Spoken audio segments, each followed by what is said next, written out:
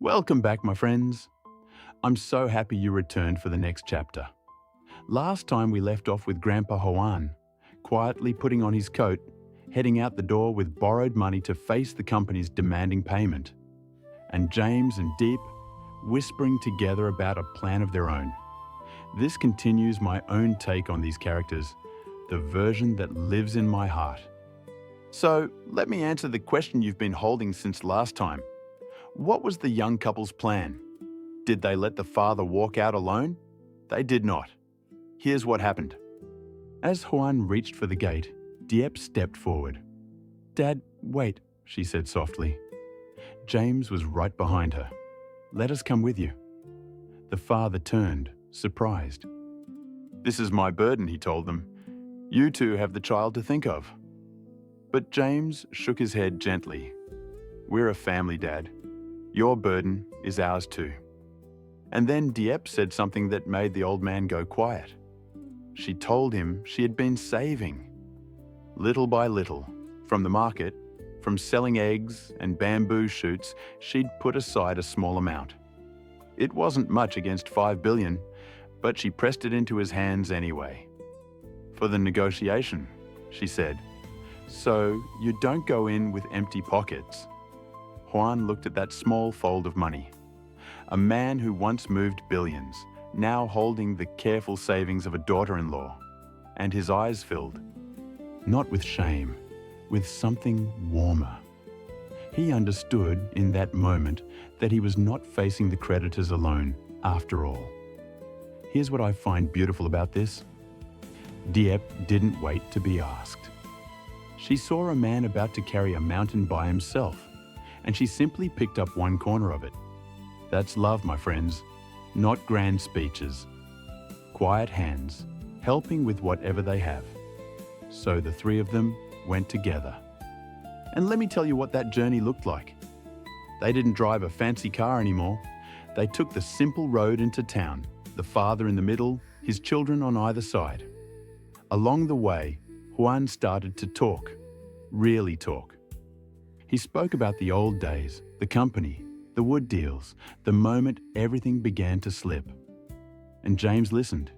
He didn't judge. He didn't ask, "How could you let this happen?"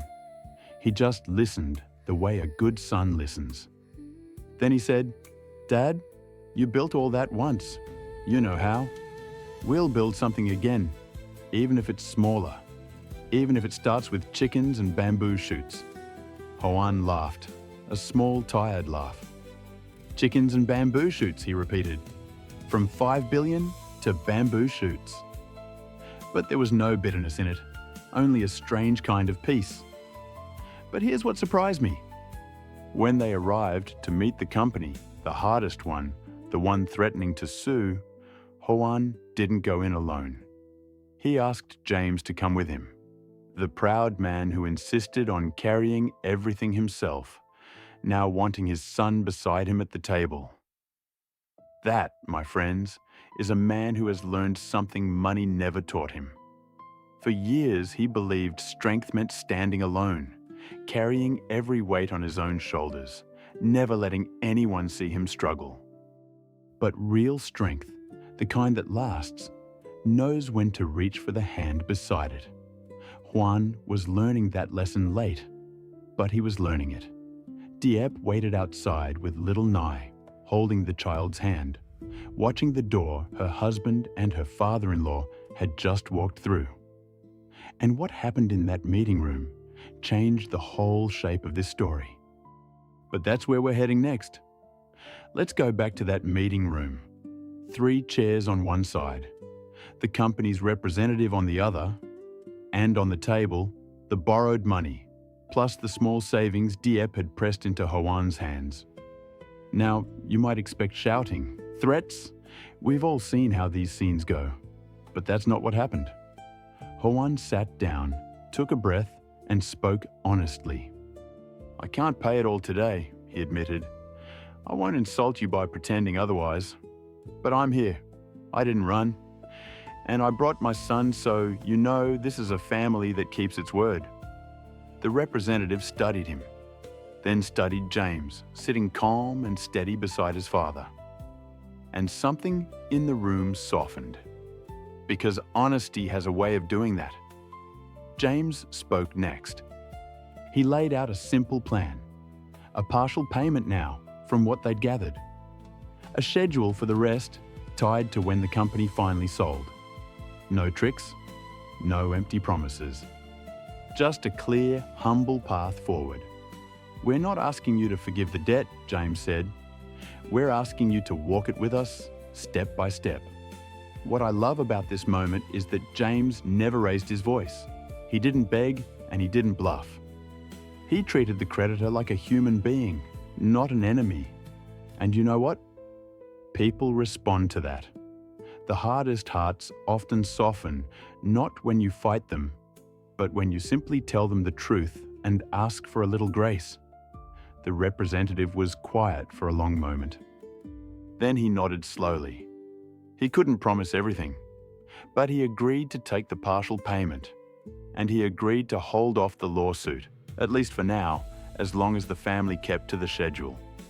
It wasn't a miracle. It was something better. It was a door, left open. Hoan reached across the table and shook the man's hand. And as they walked out, the father stopped on the steps and just stood there for a moment, breathing the air like a man who'd set down something heavy. He turned to James. "You did that?" he said. "You spoke for me when I couldn't find the words." James shook his head. "We did that, Dad. All of us. Even Diep, who's waiting outside right now. Her savings sat on that table too." And then something beautiful happened. They stepped outside, and there was Diep, rising from a low bench with Nye in her arms, searching their faces. She didn't need to ask. She could read the answer in the way they walked. Lighter. Together. She pressed a hand to her chest and let out a breath she seemed to have been holding all morning.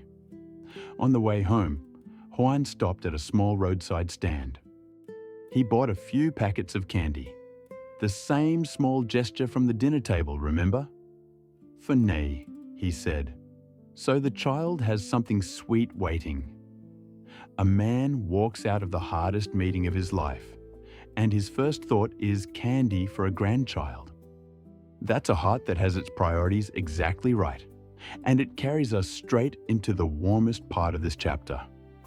Let me ask you something. Have you ever come home with news that wasn't perfect, but was good enough to finally breathe again? Then you know exactly how that little family felt that evening. They gathered, the way they always did, in the kitchen. Diep started the rice. The chickens were settling in the yard, and the whole house leaned in to hear it all told slowly.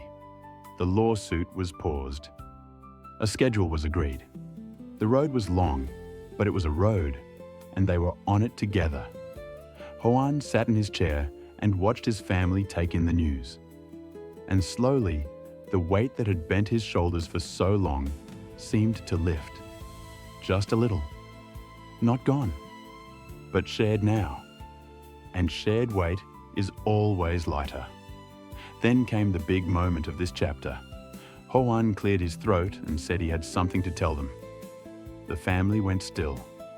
He looked at James, then at Diep, then at little Nye playing on the floor. He said, "I spent years thinking my worth was in that company, in the billions, in what people thought of me. And when it all fell apart, I thought I had nothing left." He paused. But these last days, eating duck and bamboo shoots at this table, walking into that room with my son beside me, coming home to this gate, I realized I had it backwards the whole time. I didn't lose everything. I finally found what mattered. And then he did something no one expected. He took Diep's small fold of savings, the part the creditor hadn't needed, and he placed it back in her hands. "Keep this," he said. "Start something with it.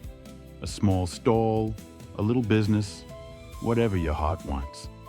This family is going to rebuild, but we're going to do it together, from the ground up." Diep couldn't speak. James put his arm around her, and Nee, not understanding the words but feeling the warmth, climbed up into her grandfather's lap. The old man held the child and looked at his family, and for the first time in a long time, he looked like a wealthy man again. Just a different kind of wealth. This is the part that gives me hope. A family that walked into the worst day together and walked out closer than before. The debt isn't gone. The road is still long. But they proved something on that road. Love doesn't just survive hard times. Sometimes it grows strongest right inside them. That night, after Nye was asleep, Diep sat by the window, turning the small fold of money over in her hands. She thought about the salad everyone had praised, the bamboo shoots from their own hillside, the recipes this family loved, and a small idea began to glow in her, quiet and stubborn like a single lamp left on in a dark house. She didn't say it out loud yet, but James saw the look on her face. He knew that look. It was the look of a woman who had stopped being afraid of tomorrow and started planning it instead. And what I believe comes next will be the most beautiful moment of all. Because a small seed was just planted in Diep's hands tonight. A little business, a fresh start, built from bamboo shoots and savings and stubborn hope. What that seed grows into, and how this family rises together, is the part I can't wait to share with you next time.